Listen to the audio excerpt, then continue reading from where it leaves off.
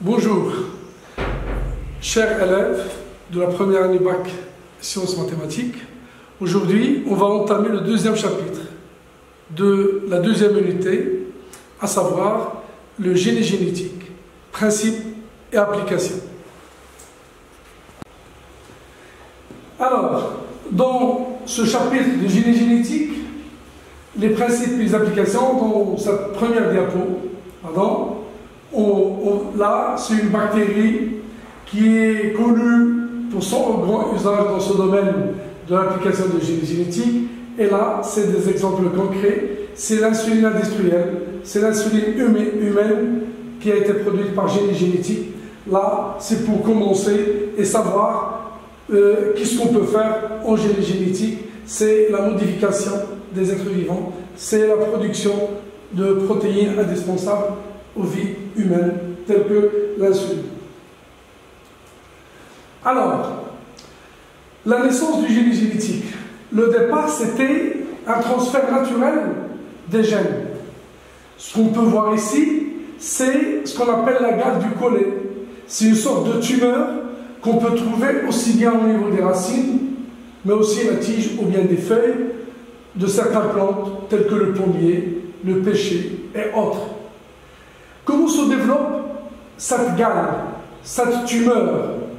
C'est des bactéries appelées agrobactérium qui sont responsables du développement de ce genre de tumeur. Là, nous avons des cellules végétales et là, c'est des bactéries qui sont accolées, fixées sur ces cellules pour les intégrer et faire développer cette gale ici.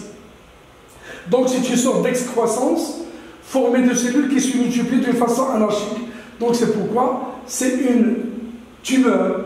Et la bactérie, il est dite Agrobacterium tumefaciens. Elle provoque des tumeurs telles que celle-là. Et donc, c'est des tumeurs qu'on peut voir aussi bien, je le répète, dans la racine, tige et même les feuilles. Comment ça a été développé, cette tumeur? C'est un transfert naturel de gènes qu'on va poursuivre pour savoir et comprendre le comment.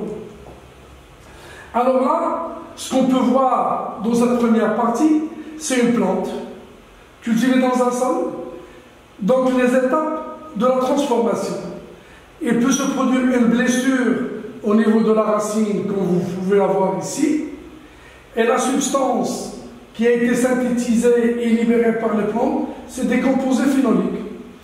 Ces composés phénoliques sont favorables à l'entrée et à l'attraction des bactéries qui peuvent intégrer les cellules de la racine. Et par la suite, il y aura la synthèse et la libération d'autres substances connues sous le nom d'opine. Et donc là, on assiste à une infection de la plante par la bactérie Agrobacterium pour induire le développement. Voilà, là, ce sont les bactéries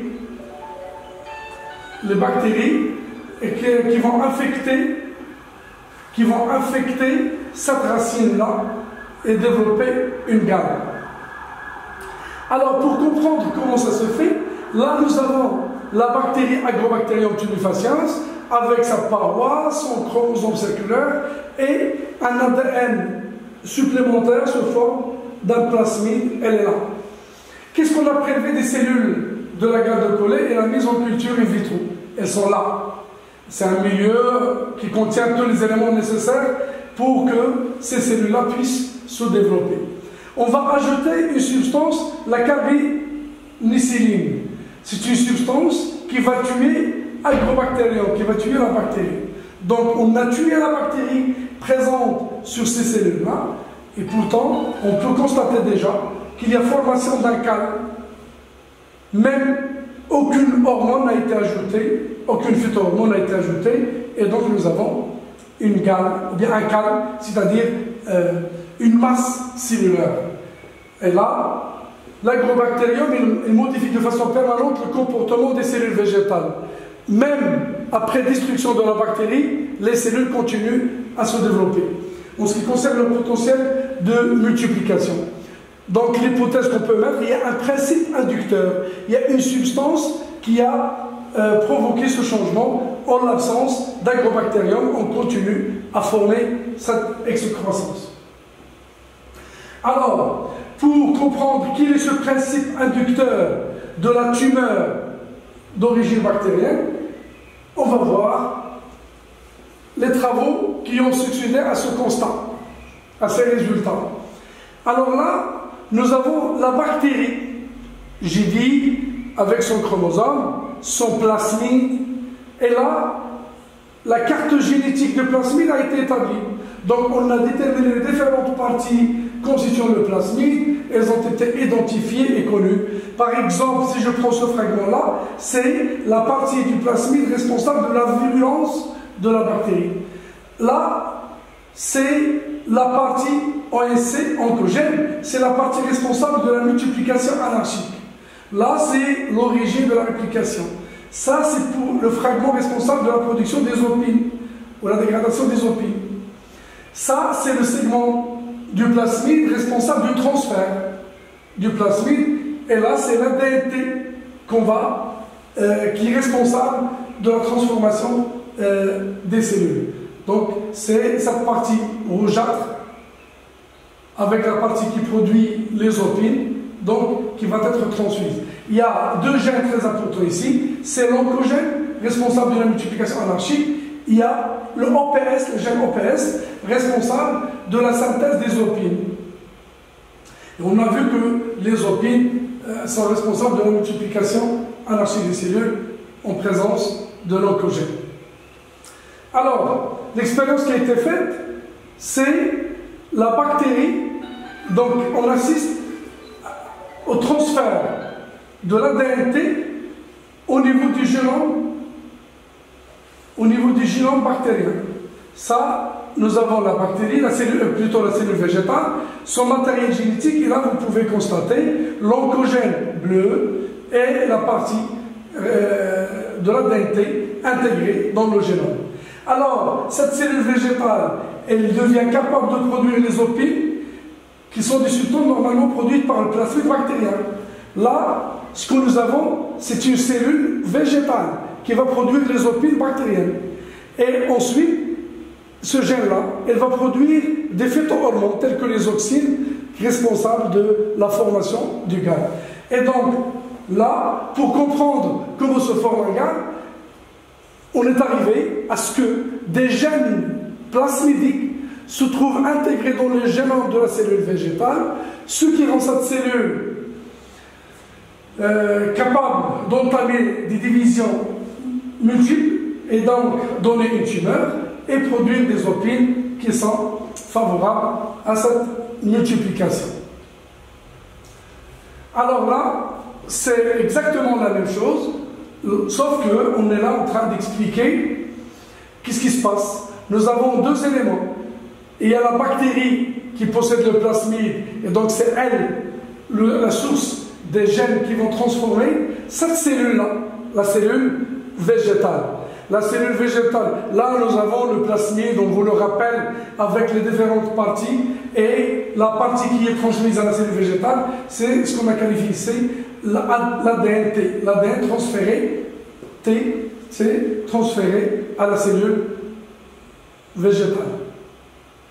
Très bien, cette cellule végétale, elle produit les opines qui assurent la nutrition et la multiplication bactérienne. Voilà, donc la cellule devient au service de la bactérie en lui fournissant des opines, mais aussi la synthèse des phytohormones tels que l'oxyde qui assure la multiplication cellulaire, d'où la formation du gaz. Et donc là, c'est une cellule qui est génétiquement transformée, puisqu'en plus de l'ADN cellulaire de la cellule végétale, on trouve des gènes, des segments d'ADN qui appartiennent au plasmide bactérien, et la cellule devient alors modifiée génétiquement et produit des substances qui favorisent la multiplication de la bactérie, mais aussi des substances qui vont favoriser la tumorisation de la cellule végétale. Alors, comment on peut, ce cas naturel qui se passe naturellement, le détourner au profit de l'homme? Alors, il y a des gènes d'intérêt, il y a des substances dont on a besoin. On n'a pas besoin d'opine, on n'a pas besoin d'une multiplication anarchique, mais on a besoin de certaines substances. Donc on va remplacer la DNT par un gène d'intérêt qui permet de détourner le mécanisme de transfert naturel au profit de l'homme en produisant des choses qui vont s'avérer nécessaires à sauver des vies humaines ou à résoudre des problèmes inhérents à la survie des humains.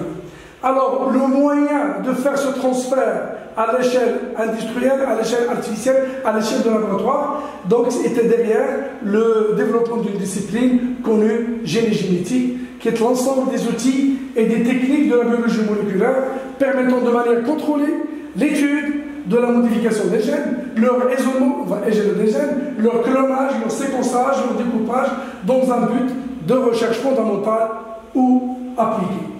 Alors, d'abord, il faut transcrire, il faut copier ce modèle naturel à l'échelle de laboratoire. Et donc, on va choisir les gènes dont on a besoin, qu'on va qualifier dorénavant, c'est des gènes d'intérêt qu'on va utiliser. Alors là, nous avons la première étape dans le paragraphe outils et techniques de génie génétique, c'est de pouvoir localiser un gène et donc pouvoir l'isoler, et on fait recours à des sondes radioactives. Là, c'est l'ADN dans lequel on va chercher notre gène, on va les séparer par une dénaturation, et là, c'est une sonde radioactive, là, on matérialise la radioactivité, et cette sonde va se greffer sur l'ADN complémentaire, et comme ça, on peut localiser un gène pour pouvoir ensuite l'isoler. Donc, il faut d'abord le localiser, le reconnaître, et ensuite l'isoler. Alors, pour pouvoir isoler un gène au niveau d'une molécule d'ADN, rappelez-vous bien que nous avons déjà vu l'ADN, c'est double bras, un gène, c'est un segment, c'est un fragment d'ADN, donc il faut le couper. On coupe grâce à des enzymes de restriction, telles que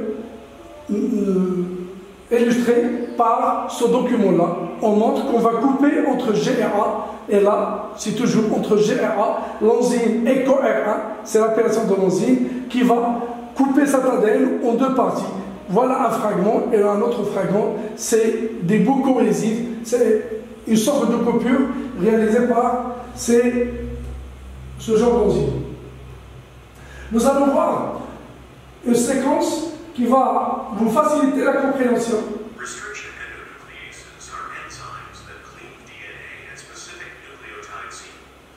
Alors, pardon.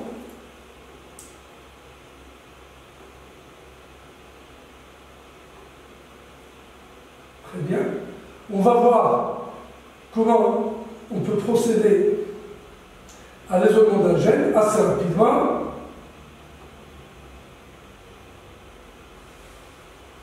Voilà.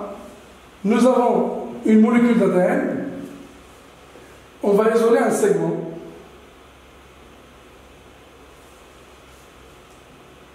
L'enzyme de restriction, elle est là, elle arrive. Donc elle va couper, c'est exactement ce que nous avons vu dans le document, entre G et A dans un bras et entre G et A dans l'autre bras. Et comme ça, on a isolé un fragment, ou bien l'ADN a été découpé en deux fragments. Donc c'est la façon utilisée pour pouvoir isoler un gène et l'utiliser en génie génétique. La complémentarité des bases, bien sûr, c'est ce qu'on appelle les bouts cohésifs.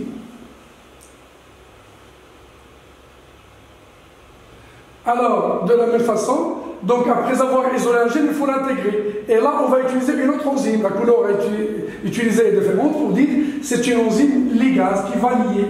Donc, pour découper, voilà deux couleurs différentes pour dire qu'un gène qui a été isolé, il va être intégré grâce à cette ligase. On fait la soudure entre les fragments d'ADN et donc le gène, elle est liée. Donc les enzymes de restriction, c'est pour couper et les ligases, c'est pour souder. Le gène isolé, il faut l'intégrer dans un autre ADN. Très bien.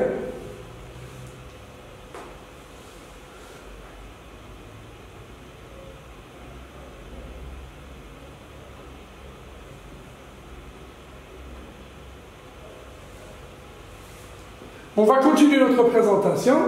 Et là, c'est un tableau des exemples d'enzymes utilisées pour BAMH1, ERCO-R1 qu'on vient de voir tout à l'heure, HPA2, la bactérie qui produit l'enzyme de restriction et les sites de copieur de chaque enzyme.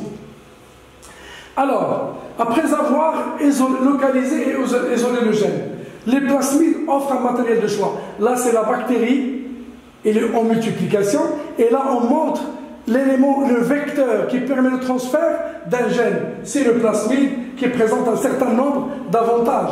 Le plasmide, il est de petite taille et se réplique d'une façon autonome. Elle a une multiplication rapide. Donc, le plasmide, si on arrive à l'isoler, on va y intégrer le gène d'intérêt dont on a besoin. Et donc, lui, il va assurer le transfert et la multiplication. Donc, exemple, le plasmide TI qu'on a vu tout à l'heure avec la gamme du collet. Alors, je répète là, un matériel de choix, c'est le plasmide. Là, il est ouvert, grâce à quoi? Bien sûr, grâce à des enzymes de restriction. On a isolé le gène, maintenant, c'est le vecteur. Le plasmide, c'est le vecteur. Et la suite, on va insérer le gène d'intérêt dans le plasmide, et donc le plasmide va être modifié génétiquement, et on va le transférer à la cellule cible.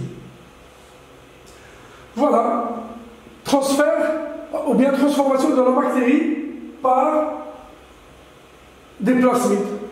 Nous avons l'expérience, elle est là, des bactéries traitées pour fragiliser la paroi, c'est des bactéries qui ne possèdent pas de plasmide. Là, le plasmide que nous avons modifié et qui porte le gène d'intérêt dont on a besoin, on va les mélanger dans un tube, on va provoquer un choc thermique pour faciliter la pénétration du plasmide dans les bactéries. Et ben, par la suite, on va ajouter de milieux nutritifs, des moyens de sélection, et on aura une croissance et une multiplication des bactéries qui ont intégré le plasmide à l'intérieur. Parce que les plasmides, elles vont saisir le choc thermique pour pénétrer dans les bactéries, et les bactéries vont devenir ainsi modifiées génétiquement. Alors, je rappelle, nous avons vu la localisation du gène, son isolement grâce à des enzymes de restriction. On a vu le plasmide, c'est le vecteur, c'est dans le plasmide qu'on va intégrer le gène dont on a besoin. Et puis, le plasmide ainsi modifié, on va le réintroduire dans la bactérie pour pouvoir produire la protéine dont on a besoin. Très bien. Là aussi, si vous voulez, on peut voir le principe de sa transformation assez rapidement.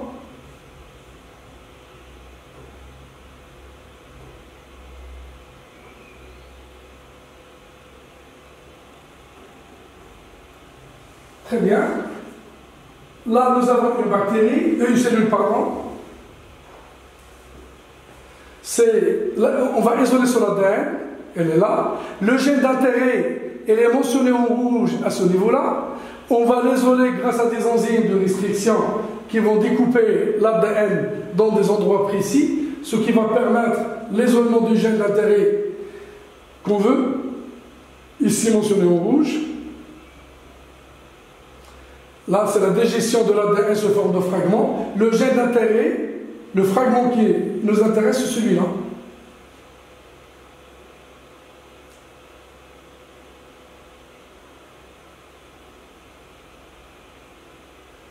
Alors, le mélange des bactéries avec les différents fragments, mais un seul fragment nous intéresse, c'est celui qui comporte le gène d'intérêt. On est en train d'ouvrir le plasmide pour pouvoir y intégrer le gène d'intérêt. Voilà, le gène d'intérêt, elle va s'insérer dans le plasmide avec la complémentarité des bases azotées. L'enzyme DNA ligase, l'ADN ligase, elle va souder les bouts et donc le plasmide se trouve alors modifié. Un seul plasmide parmi ceux-là, c'est celui-là qui comporte le gène d'intérêt. Les autres, on n'en a pas besoin.